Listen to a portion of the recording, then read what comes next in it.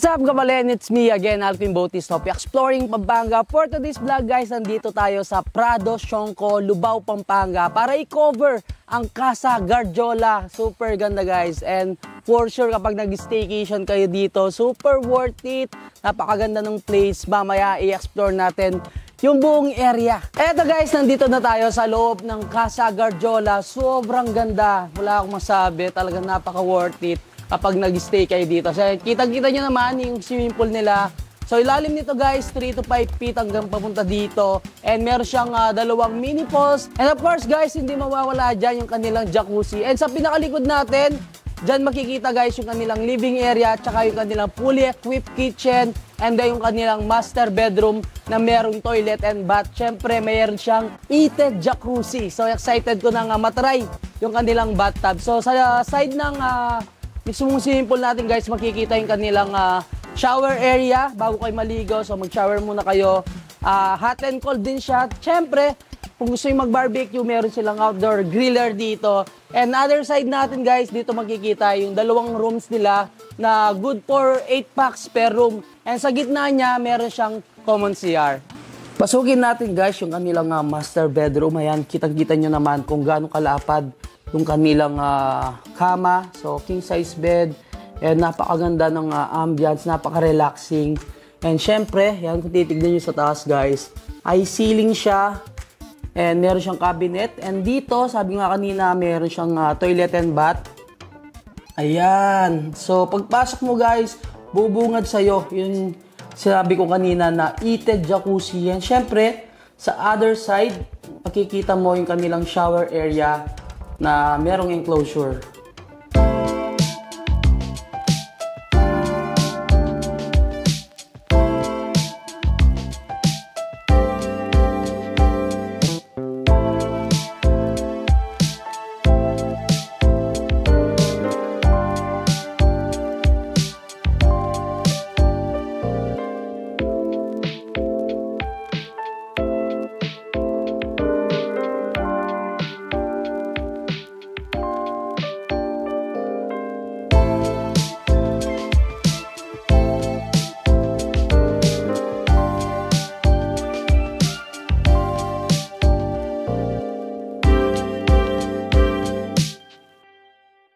Andito naman tayo guys sa kanilang outdoor dining area. Ayan. So may kasama na siyang mineral water or water dispenser din na pwede nyo gamitin kapag nag-check-in kayo dito.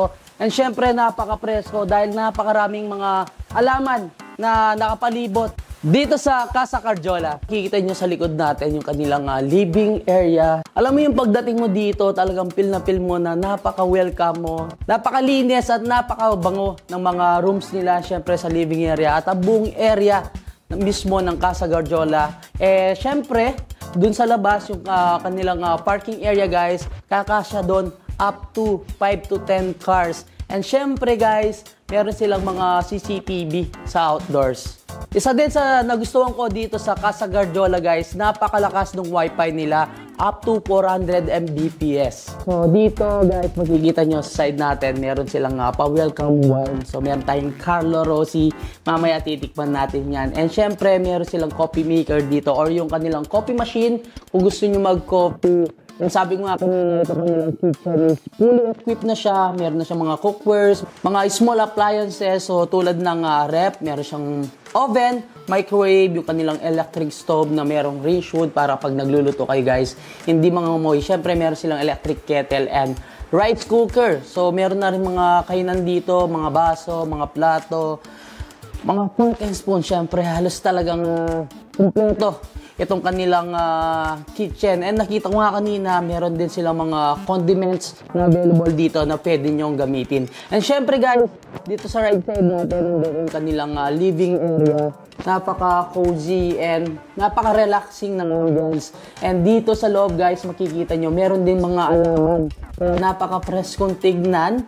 And kagandaan niya, itong kanilang living area is eye ceiling siya. Talagang alam mong nagbe-ventilate yung dito sa loob ng living area. Syempre, dito guys, andito rin yung kanilang master bedroom. So, yung kanilang bed doon is king size bed kung di ako kakamali. So, kasya up to 4 packs kung may dalawa kayong kasamang kids. And syempre, dito sa kanilang master bedroom guys, andyan yung kanilang toilet and bath. So merong enclosure yung kanilang shower area. At ang pinaka-highlights dito guys, yung kanilang heated bathtub. So sana try natin mamaya.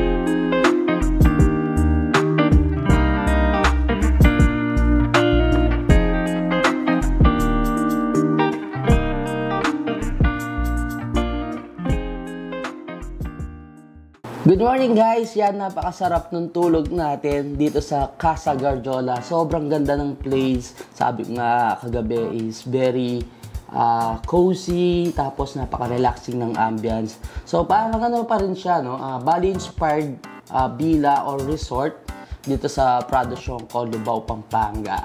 Makikita nyo naman, napakaraming halaman. And then yung finish niya is industrial finish.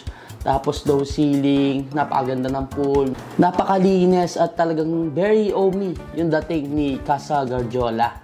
Ayan, pag-usapan naman natin guys yung rate nila dito habang nagko-copy tayo. So may copy tayo dito ng kanilang rates. So yan, Casa Garjola Private Villas. Good for up to 15 packs. Weekdays nila is 15,990. And sa weekends naman, Friday to Sunday kasama yung holiday, 19,990.